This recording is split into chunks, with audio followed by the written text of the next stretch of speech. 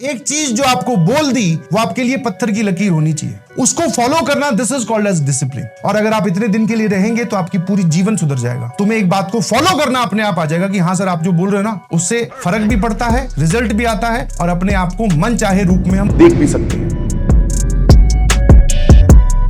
बहुत ही सिंपल सी कहानी है, हौच पौच नहीं करते हैं, मिक्स मसाला खिचड़ी मत बना देना भाई, ठीक है। दो किताबें रखी है, आप दो नोटबुक्स की बात कर रहा हूं। One is class notes, another is एक क्लास नोट्स होगी जिसमें आप नोट्स लिखोगे, कैसे बनाने उसकी बात करेंगे। Next is practice book, practice notebook बोल दीजिए आप इसको, प्रैक्टिस नोटबुक। अब इस प्रैक्टिस नोटबुक में क्या होगा, कुछ अच्छे सवाल PYQs जिसको आप बोल सकते हो वो भी सॉल्व करेंगे। इस पूरी प्रैक्टिस की एक अलग नोटबुक बनेगी। इसको डेकोरेटिव, मैं तो बोल रहा हूं दोनों को ही डेकोरेटिव नहीं बनाना है। मतलब पता चला उस पर नोटबुक बनाने जा रहे हो, जरी गोटे का काम कर रहे हो। सर ये जरी गोटे का कौन सा काम होता है समझाना जरा। मेरे ख्याल से लेडीज लोग, लड़कियां जो मुझे सुन रही है समझ गई होंगी ना। वो नहीं करना है, सजा सजा के नहीं लिखना है, इतना टाइम भी नहीं होगा। हेडिंग लाल पेन से, फिर क्वेश्चन ब्लू पेन से, उसका एक्सप्लेनेशन ब्लैक पेन से, इतने पेन तो तुम बदल ही नहीं पाओगे। तो आपको नोटबुक क्लास नोट्स वाली इस तरीके से बनानी है कि आपके पॉइंट ऑफ व्यू से वो रीडेबल हो। और ये वाला जो है इसमें आपको सवाल नहीं उतारने हैं भाई, तुझे उसका सॉल्यूशन लिखना है और उन सवालों के सॉल्यूशन लिखने। अच्छा लिखने भी सर क्या है, पहले रफ में सॉल्व कर लेंगे, उसके बाद में इसका सॉल्यूशन वहां उतार देंगे। नहीं भाई, सीधा सीधा सवाल आया सामने,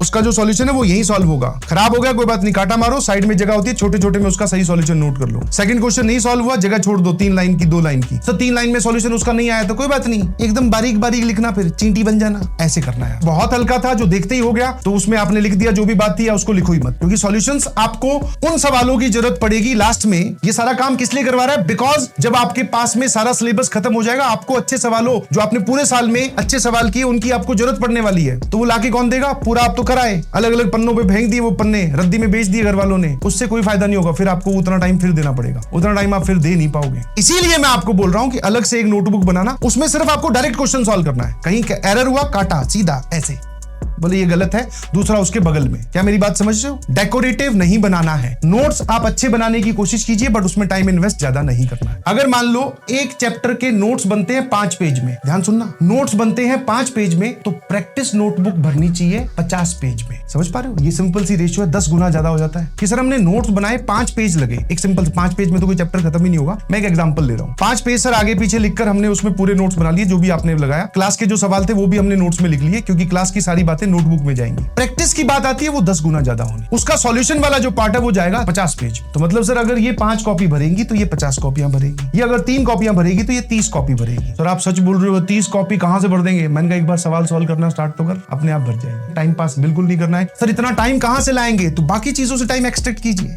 नहाने का टाइम काट दो, अगर नहीं भी नहाओगे तो कोई दिक्कत नहीं है। सर पसीने में तो शरीर से बदबू आने लगेगी, गर्मी आ रही है, कोई बात नहीं, कोई नहीं सूंघ रहा तुझे, ना टेंशन ले। कहीं घूमने जाने की भी कोई जरूरत है। This is what we called as dedication, this is what we called as discipline. यही तो चीजें हैं जो आपको उस चीज पे लेके आएंगी। पूछना या करना बहुत आसान है सर, डिसिप्लिन कैसे मेंटेन करें। एक चीज जो आपको बोल दी वो आपके लिए पत्थर की लकीर होनी चाहिए, उसको फॉलो करना, this is called as discipline. क्योंकि मैंने जितने दिन के लिए आपको समझाना था, ट्रेन करना था, जितने दिन के लिए आपको डिसिप्लिन में रखना था, और अगर आप इतने दिन के लिए रहेंगे तो आपकी पूरी जीवन सुधर जाएगा। तुम्हें डिसिप्लिन में रहना अपने आप आ जाएगा, तुम्हें एक बात को फॉलो करना अपने आप आ जाएगा कि हाँ सर आप जो बोल रहे हो ना उससे फर्क भी पड़ता है, रिजल्ट भी आता है और अपने आप को मन चाहे रूप में हम देख भी सकते हैं।